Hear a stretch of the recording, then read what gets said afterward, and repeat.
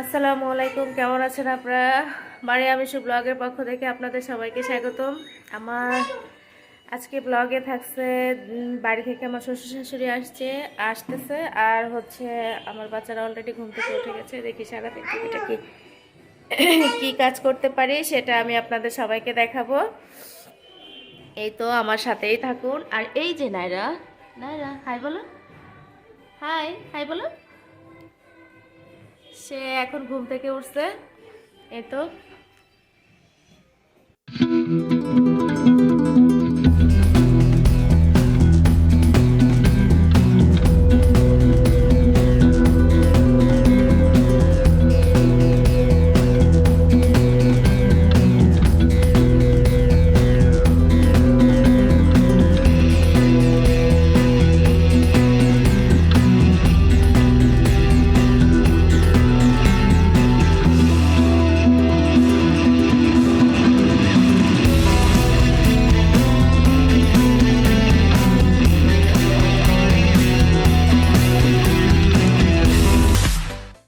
তো এখানে নাপের জন্য ডিম পোস্ট করে দিচ্ছি, আর গ্যাস নাই, তার জন্য আমি এই চুলায় পরোটা আর এই চুলায় লাল শাক উঠাই দিচ্ছি। এখন নাপিকে এই পরোটা দেবো, সকালের নাস্তা খাবে তারা। আর নির্দিতি আমার জন্য চা রেডি করতেছে, নির্দিতি আর আমি দুজনে খাবো চা। এই যে নাপির পরোটাটা খুলে উঠছে, এই যে আর নায়রা অনেক বিরক্ত করতেছে, শুধু মানাও মানাও করতেছে। এই যে আমার কাছে দাঁড়ায় আছে, সে দাঁড়ায় থেকে মানাও মানাও করতেছে। এখানে আমি এই যে মরিচ পেস্ট কেটে দিচ্ছি, মরিচ পেস্ট। জুতা খুলে দেবো? আচ্ছা, জুতা খুলে দিচ্ছি বাবা, দাঁড়াও। এই যে এটা মরিচ পেস্ট দিয়ে দিলাম, আর এখানে আমার পরোটাটা হয়ে গেছে, জালটা বন্ধ করে দিছি।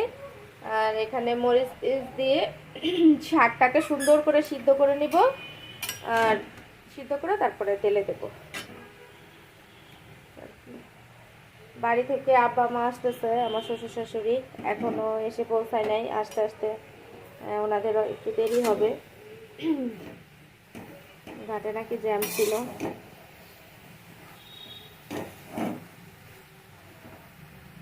আলু দিয়ে আর কলা দিয়ে শিং মাছ দিয়ে ঝোল করব, আর লাল শাক ভাজি করব।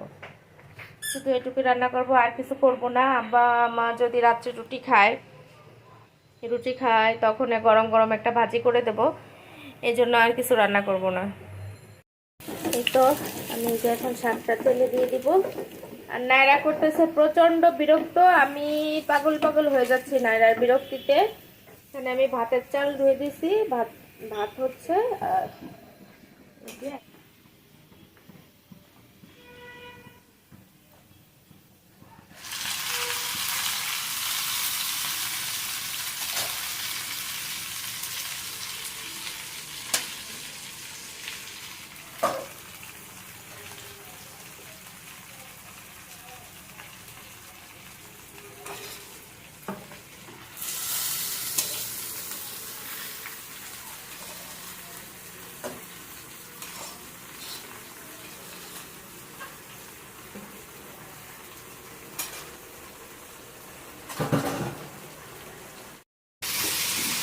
যে শাকটা হয়ে যাচ্ছে, পরে নামাই ফেলবো।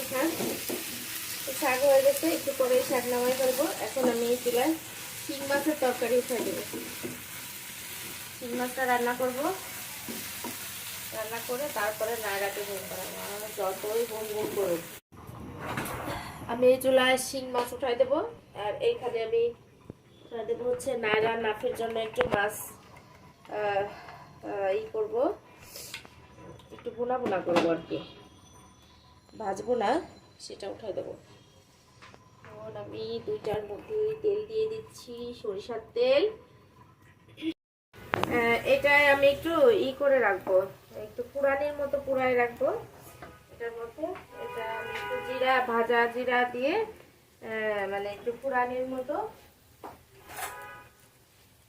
এটাতে ওঠা।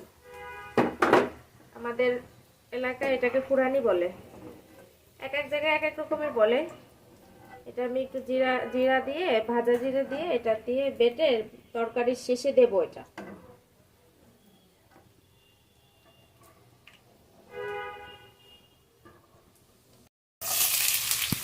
মরিচ পেঁয়াজ দিয়ে মরিচ পেঁয়াজটা ভেজে নিচ্ছি, তারপর মশলা দিয়ে আগে মাছটা কষাই নেব, তারপরে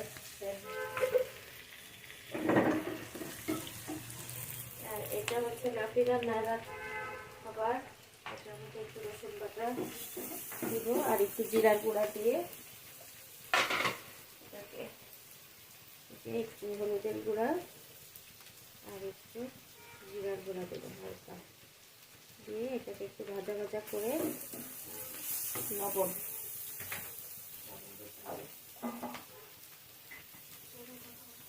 লবণ দিব। এই তো লবণ দিয়ে এটাকে একটু কষায় মানে একটু নাড়াচাড়া করে তারপর মাছটা দিয়ে দেবো। মাছের মধ্যে পানি ছিল যার কারণে আর এক্সট্রা পানি যোগ করতে হবে না। এই যে এখন এটাকে একটু পানি দিয়ে নাড়িয়ে নাড়ার জন্য আমি এইভাবে এটাকে রান্না করলাম।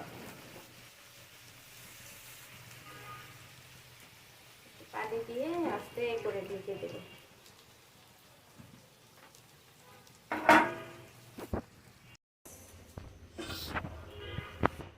ভেজে নিচ্ছি, এই যে ফুরানিটা করে রাখছি, যে ফুরানিটার মধ্যে ভাজা জিরাটা দেব।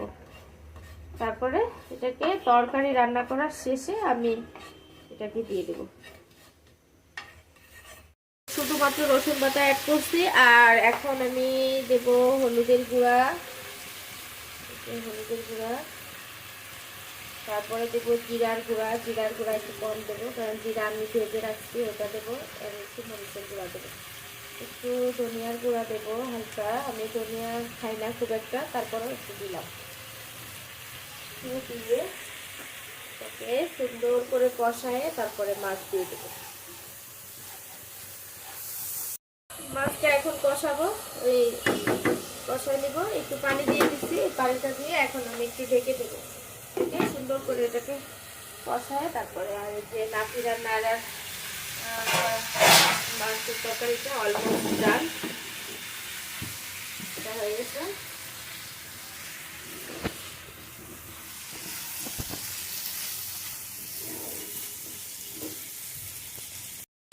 এই তো আমি মাছটা কষানো হয়ে গেছে, এখন মাছটাকে আমি একটু তুলে রাখবো, তুলে রেখে তারপরে এটার মধ্যে আমি আলু আর কলা যে কেটে রাখছি ওটা কষাই দেবো।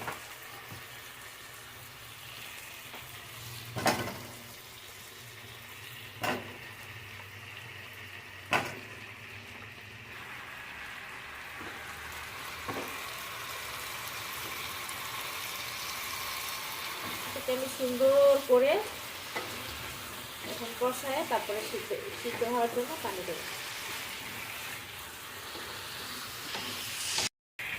তো এটা অনেক সুন্দর করে কষানো হয়ে গেছে, এখন আমি এটার মধ্যে ঝোলের পানি দিয়ে দিচ্ছি, তারপর ঝোলের পানিটা ফুটে গেলে মাছ দিয়ে শেষ রান্না।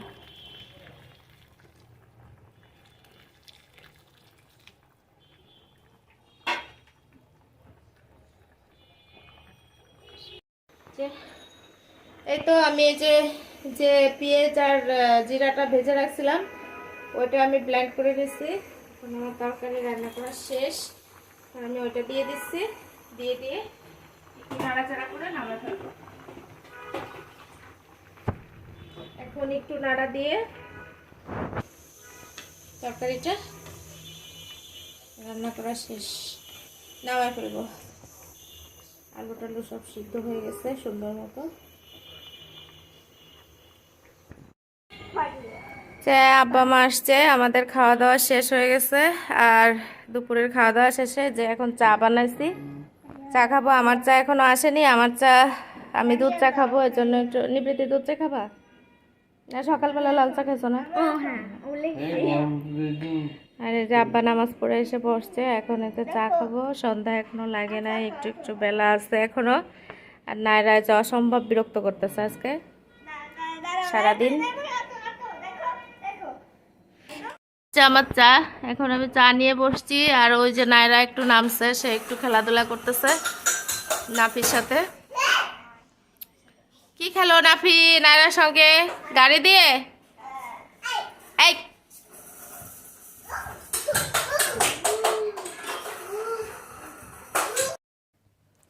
এই তো নিবৃত্তির বাবার একটু হালকা ক্ষুধা লাগছে, তা বললাম যে কি খাবা, সে বলে জানি না। তা আমি হচ্ছে তাকে যে এখানে পাঁপড় ভেজে দিছি অনেক সুন্দর করে পাঁপড়টা, আর এখানে তাকে 2টা ডিম পোস্ট করে দিছি যে 2টা ডিম আর এই পাঁপড় দিয়ে তোমার ক্ষুধা নিবারণ করো, এই আর কি। আমরা সবাই এখন রাত্রের খাওয়া দাওয়া করবো। এখন বাজে 8টা 5। আর এই যে আমি ভর্তা মাখাইছি, আলু ভর্তা, সিম ভর্তা, আর দুপুরের তরকারি ছিল, গরম ভাত সাথে। এই যে নায়রার জন্য কি মাতুবরি করতেছে। কিনিবা কিনিবা চরম মাতুব্বর, সে হচ্ছে চরম মাতুব্বর। ওই যে আলু ভর্তার ভিতর দিয়ে নাড়াচাড়া করতেছে। নিবৃত্তি তার খাবার রেডি করতেছে। আব্বা এখনো আসে নাই, আব্বা আসতেছে, মা বসছে খাইতে। নায়রা সে আলু ভর্তা নিচ্ছে, ভাত নিচ্ছে।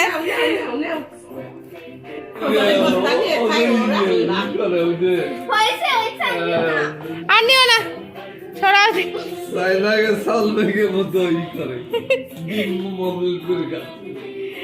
এই যে সবাই খাবার বইছে। আব্বা আব্বা মানে একবারে রেডি হয়ে আছে। আমরা খাওয়া দাওয়া শেষ করে তারপরে যাব ডাক্তারের কাছে, এই জন্যই আমরা সবাই আগে আগে খাওয়া দাওয়া করে নিচ্ছি। আর এই যে নায়রা সে কি করবে বুঝতেছে না। তো এখন রাত বাজে প্রায় 10টা, আর আমি এখন যাচ্ছি আব্বা মাকে নিয়ে ডাক্তারের কাছে। আর আজকের ব্লগটা আমি এখানেই শেষ করে দেবো। আপনারা ভালো থাকবেন, সুস্থ থাকবেন, আর মারিয়া মিশু ব্লগের সাথে থাকবেন। মারিয়া মিশু ব্লগের সাথে থাকার জন্য আমার চ্যানেলটাকে সাবস্ক্রাইব করবেন। আল্লাহ হাফেজ, বাই বাই।